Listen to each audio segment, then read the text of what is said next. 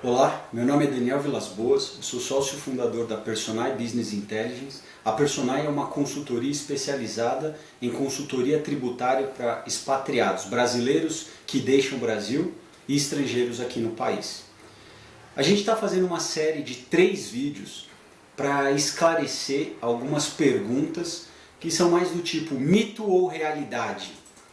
A primeira pergunta que a gente tem recebido muito de nossos clientes, de nossos amigos, de pessoas que estão saindo do Brasil é: Daniel, equipe, a gente precisa fazer realmente o processo de saída definitiva?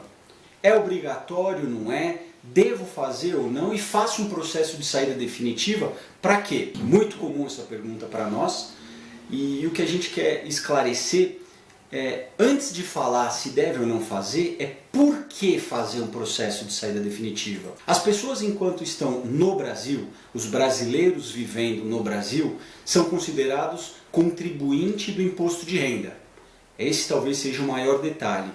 Ser contribuinte do imposto de renda significa que você tem que apresentar a declaração de imposto de renda ao Brasil e recolher imposto de renda aqui para as autoridades fiscais brasileiras.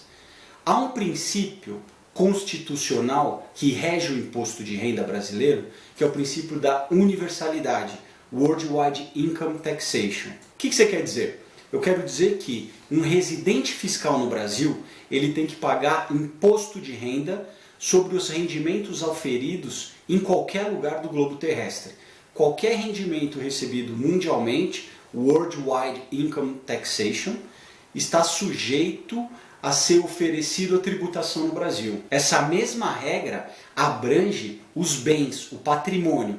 Talvez, como vocês bem saibam, a declaração de imposto de renda brasileira tem uma parte em que nós temos que declarar o patrimônio, bens e direitos, em 31 de dezembro de um ano e 31 de dezembro do outro ano, ou na data de saída do país.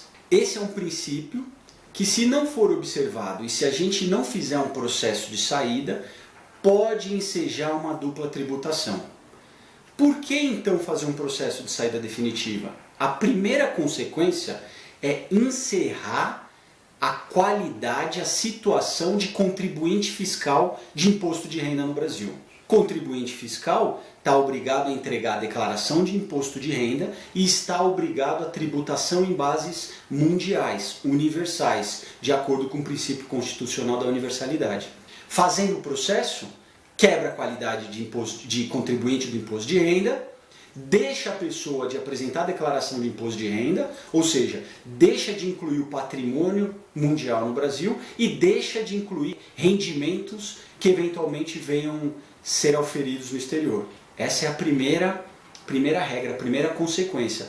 Perda da qualidade de contribuinte para as obrigações tributárias, tanto principal como acessória. Qual é a principal? Pagamento de imposto de renda em bases universais. E acessória? A apresentação do dever instrumental, a declaração anual de imposto de renda. Essa é a primeira consequência. Se não fizer esse processo, um contribuinte fiscal no Brasil está sujeito a essa tributação, e se ele saiu e está morando em outro país, provavelmente esse outro país, por regra de direito internacional, vai ter o direito de tributar os rendimentos mundiais. O princípio da universalidade não é uma coisa exclusiva do Brasil. É uma regra geral de direito internacional. Regra geral, você paga imposto de renda no país em que você trabalha. Então, se um brasileiro saiu para os Estados Unidos, se ele saiu para Portugal, Estados Unidos e Portugal podem ter o direito de tributar os rendimentos auferidos em Portugal e os rendimentos brasileiros. Então é importante fazer esse processo de saída no Brasil para suspender a tributação aqui e tributar só no outro país. Não há conflito entre universalidade e territorialidade, porque o critério para o direito brasileiro, o direito tributário brasileiro, é a caracterização da condição de residente fiscal. Último ponto. Por que eu devo fazer um processo de saída definitiva do Brasil?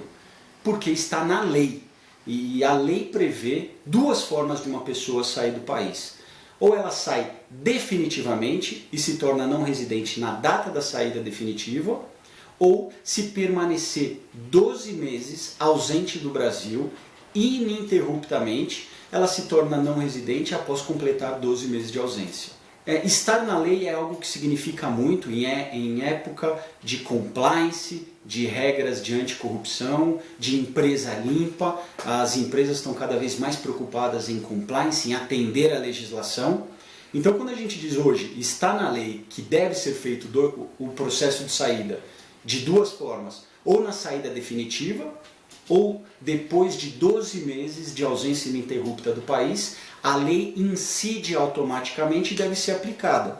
E este argumento talvez seja o argumento mais forte para que o processo de saída seja bem feito e seja feito nos prazos, porque eles têm as mesmas penalidades que a declaração de imposto de renda.